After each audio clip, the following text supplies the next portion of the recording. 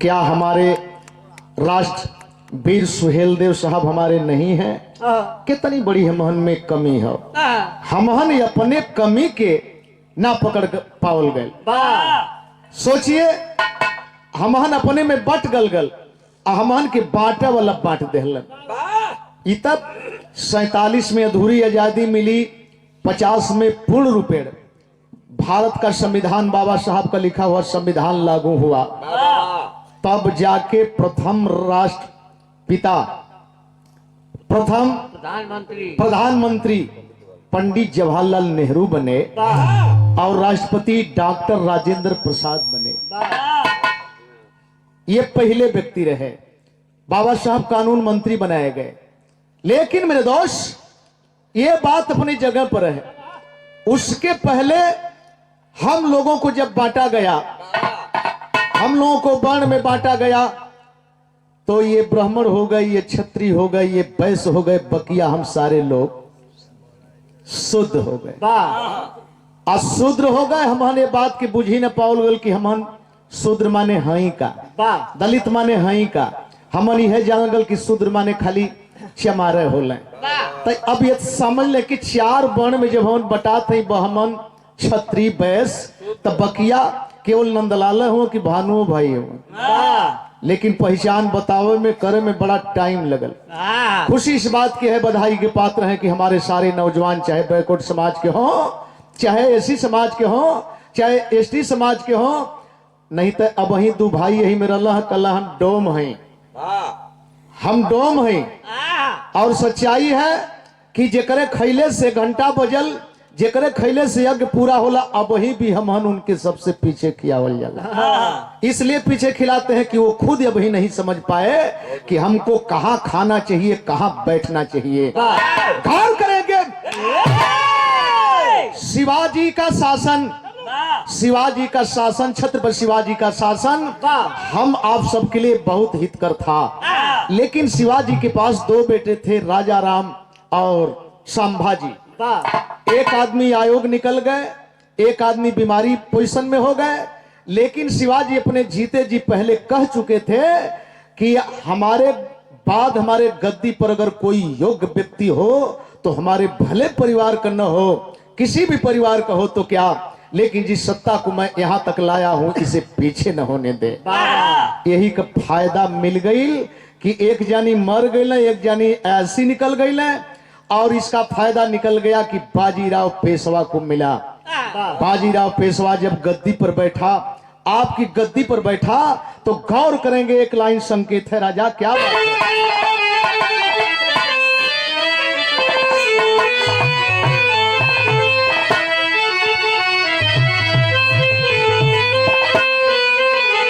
अल्लाह के महबूब,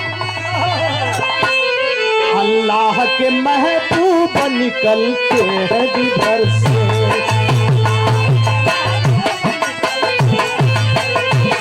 अल्लाह के महबूब,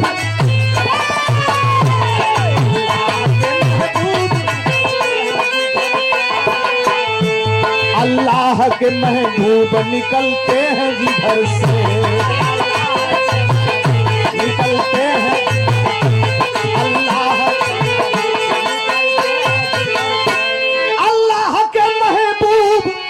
निकलते हैं जिधर से, निकलते हैं जिधर से, रहमो करम की वारिस होती है उधर से। रहमो करम की वारिस, रहमो करम की। कहें जात हुआ भैया, जात हुआ मत जइया। ए बदे सुने हैं ना कि सब हाई चीज हाउ चीज, पाकिस्तान का लड़ाई, चीन का लड़ाई गावला। तो एक अजीब चित्रण, इतिहास जीता जागता इतिहास कभी मिटने वाला नहीं, और ये आपका इतिहास है। ये बात पर आपके सामने ही रखे थे संजय पहलवान, अनौर इंदौर की माटी से। एक ख्वाब है छाती के अंदर समाज का सेवा करने के लिए। तो हम चाहेंगे कि आपका सीट हो तो आपके, पत्नी का सीट हो तो फिर पत्नी के। यही में सही आदमी का चुनाव जब हुई तो हमहन के सही रास्ता मिली। बहुत बहुत प्रणाम करते हैं, सादर सम्मान करते हैं, लेकिन बात हुई क्या? इतिहास महारों का, इतिहास महारों का लोगों ने बदल डाला। महारों का, इतिहास महारों का, इतिहास इतिहास महारों का लोगों ने बदल डाला। लोगों ने बदल इतिहास, अरे इतिहास महारों का लोगों ने बदल डाला। लोगों ने बदल डाला। गरीब इन्हें करके पैरों से कुचल डाला।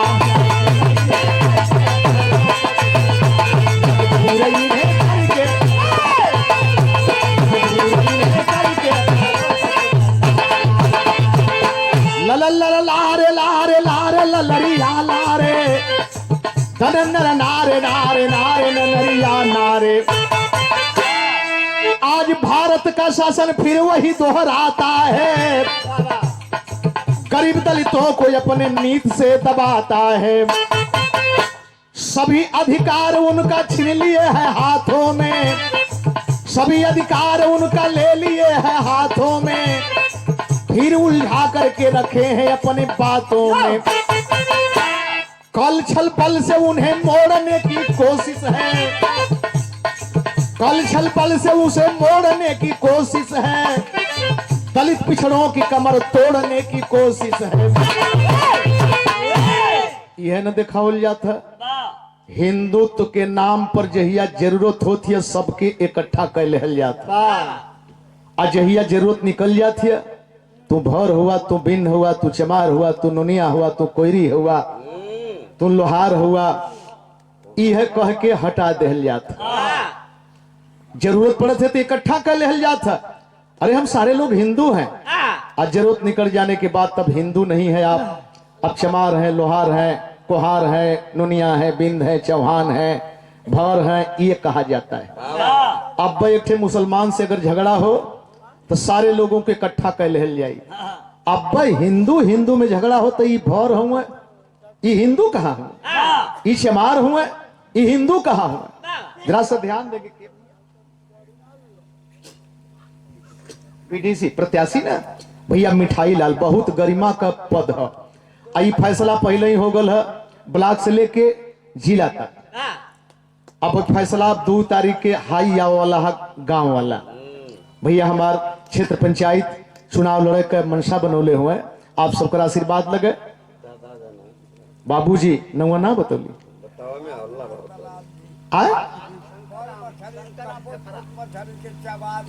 नाही नाही बाबूजी ऐसा बात मत करिए। अरे बाप रे बाप, अरे बाप रे बाप, इतना बड़हर बात। अरे हमारे भाई हुए, असग भाई हुए, यो कोनो बनावटी ना है।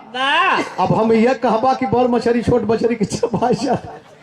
अरे बाप रे बाप, हम तो खुद ही बेल गगरा हुए तोहरी का। खैर बुजुर्ग हुए, बड़ी ऊंची सोचियो, बहुत बहुत प्रणाम करते हैं। बाबूजी ऐसा कबू सोचे ना नंदलाल का भइल, अपने सामने केहू कलाकार जे जैसे चलल ओकरे साथे वैसे चलल हो। छतिया वाला लोग छतिया के चलने, ईठ पैठा वाला तो ईठ पैठ के चलेला। ये तो अचानक चेंज हो जाला। लेडीज मिल गईली, हाँ हाँ यह खोजत रहे होता है। ये महीन तो चला खाइए हुए। आप सबके प्रणाम करते हैं, बड़ा प्यार है। लेकिन बात वही हम सारे लोग ये बात पर कह दिली है कि हम दोनों आदमी एक है, जा हम कहिया समझल जाई। और जानते हैं कहां से कमी थी, कहां से? क्या बात वही पर पुणे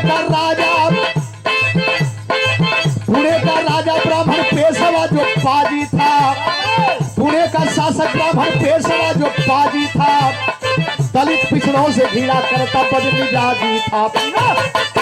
हरी थी क्रूरता अंग्रेजों को ललकारा है, सन 1818 में पुणे का जंग हारा है।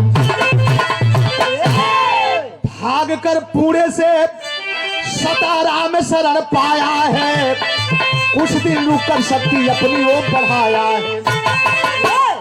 पुणे का राजा, महाराष्ट्र में पुणे का राजा पेशवा बाजीराव का नाम इतिहास में आप पढ़े होंगे।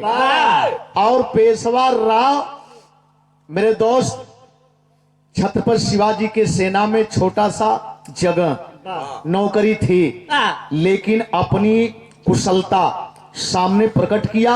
और जब छत्रपति शिवाजी मर गए तो लोगों को बहका करके भुलवा करके अपने तरफ करके गद्दी पर बैठ गया। जैसे आप सुने होंगे बृहदत्त मौर्य के पीठ में छुरा भोंकने वाला पुष्पशुंग मित्र। और इसका मतलब क्या था? आपका आखिरी राजा बृहदत्त मौर्य को जब धोखे से पीछे से मारा गया तो मारने के बाद ऐलान कर दिया गया कि एक बौद्ध को, वही दलाई लामा के परिवार को, हम जिनके साथ में रहते हैं, एक बौद्ध को जो पकड़ के गर्दन काट करके लाएगा 100 दिनार उसको इनाम दिया जाए। अब पकड़ के बौद्ध भिक्षुअन के काटे के लोग लाइन लगा दे, दौड़ा के काटत हुवन। आ काट के लियावत एक एक मुड़िया का 3-3 बेर पैसा ले। ये भी जब पुष्पशुंग मित्र जान गया कि एक मौर पर 3-3 बार 4-4 बार इसे पैसा ले रहे हैं, तो जानते हैं का कैले? आज भी इतिहास जिंदा है। वो मौरवा के वही दरबारवा में पूछवावे लगल, आ ओकरे बदले हमके तोहके बता देहल गल, इतिहास दबा देहल गल। आज नरियर फोड़ल जाला कि नरियर चढ़ावल जाला, पूजा कल जाला। यानी हम जान नहीं पाए, हम समझ नहीं पाए कि हमारे ये बौद्ध भिक्षुओं का सर पटक करके उसके बदले में हमें नारियल चढ़वा करके, जैसे होली आ गई ना, होली आ गई आपके सामने। होली के साथ में क्या क्या बर्ताव हुआ है, होलिका के साथ में मेरे दोस्त हमारी आबरू लूटी गई है, आपकी आबरू लूटी गई है। और इस चीज को दबाने के लिए आप न जान पावे, सारा रा रंग बीर फेंक के और होलिका जराए के बस एक त्योहार में त्यों माने तुम्हारी हार माने हार। जहां जहां आपकी हार हुई है उसको त्योहार के रूप में बदल दिया गया है। मेरे दोस्तों गौर करें तो गाओ बजाओ के हमन गा दहल जाला, लेकिन कभी कभी आत्मा में बहुत कसक खोले। तो हाई देखें, आप पुणे का राजा पेशवा राव ऐलान कर दिया, जब गद्दी पर बैठा तो ऐलान कर दिया। क्या ऐलान कर दिया? कब का बात हो, संकेत लगल।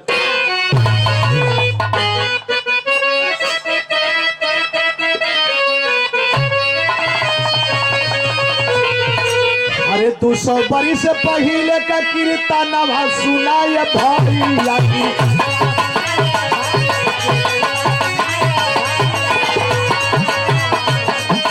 200 बरिस पहले का कीर्तनवा सुनाय भैया, कीर्तनवा सुनाय भैया।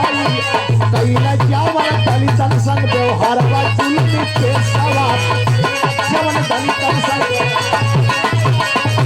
कैला जावन दलितन संग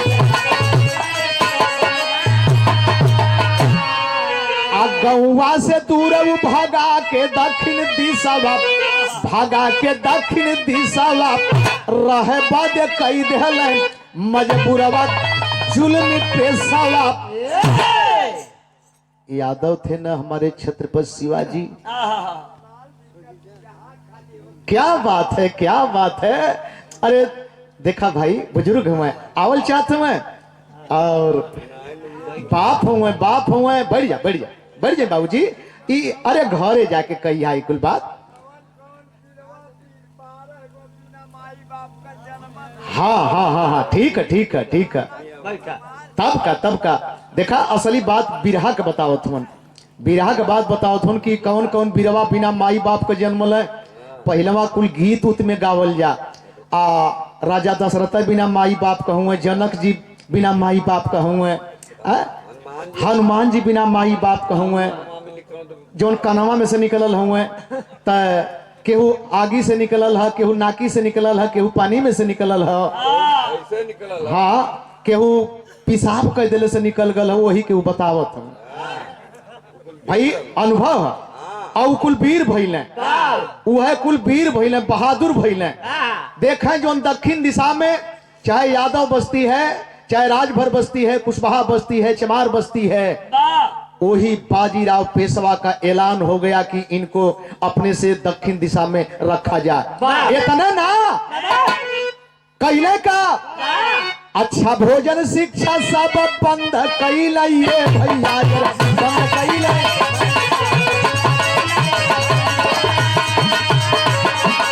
अच्छा शिक्षा भोजन सब बंद कैले भैया, बंद कैले भैया। अगई पहिना कह दे मजबूरवा जुल्मी पेशवा, अगई पहिना कह दे। यहाँ तक कि बाजार में ये कहवा दिया गया, दलितों को, बैकवर्डों को अगर बाजार में दुकान पर सामान खरीदने जाते हैं तो इनको सामान न दिया जाए, कपड़ा खरीदने जाते हैं तो इनको कपड़ा न दिया जाए, पानी पीने जाते हैं तो इनको पानी न दिया जाए, अनित होके दूर रखल जा।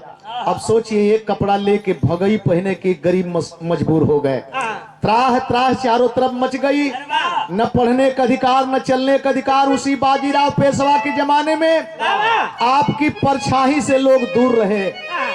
दिन में कब चलने का आदेश था, न सुबह में आप निकल सकते थे न शाम को निकल सकते थे, आपके दोपहर में निकले का आदेश रहल।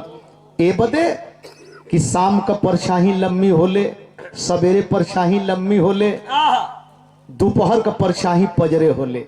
लोग कहला कि गले में हड़िया, कमर में झाड़ू, माथे पर मुर्गी का पाख, ई तो अपने जगह पर रहल, लेकिन परछाई से भी आपके दूर रखल कि अगर ये निकलते हैं इनकी परछाई लग गई तो हम लोग अशुद्ध हो जाएंगे। हमार तोहार गद्दी तोहरे गद्दी पर बैठ के तोहरे घर में मालिक बन के, अब तो से इतनी बड़ी घीड़ा, इतना बड़ा दिक्कत। और उस पीरियड में ये गरीब समाज के लोग जब परेशान हो गए मेरे दोस्त, सन 1818 की बात है, तो देखा किए क्या भैया, नवा ना बताइए। अरे भाई नामी नाम के लिए ठीक है, विषय पुरस्कार प्रणाम करत है। गवैया 10 गो पावन तो कल तरीका 10 रुपया ले आओ, थोड़े कनु केहू के दे ले जा हम। हाँ सही बात है, ये प्रेम से बैठ के लोग बिरहा सुनत हुए।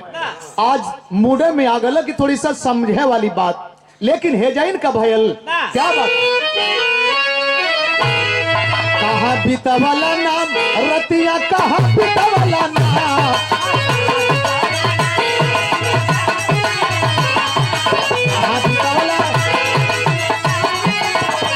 मतिया मरल कवन सवतिया रतिया, कहा बीतवाला नाम, कवन सवतिया रतिया, मतिया मरल कवन। यही के गवैया गौला की देवर के दूर दूर ना कर, देवर के दूर दूर ना, चटनी पटनी पर चोरावे कहे देवर के दूर दूर ना। लेकिन तंग हो गई रहना, गरीब तब तंग हो गई रहना,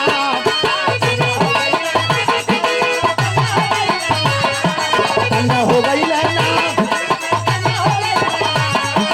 तंग हो गई रहना, गरीब तब तंग हो गई रहना। अथवा गोरन से जामी नवल उनके संग हो गई रहना, अथवा गोरन से जामी नवल उनके संग हो गई, अथवा गोरन से जामी नवल।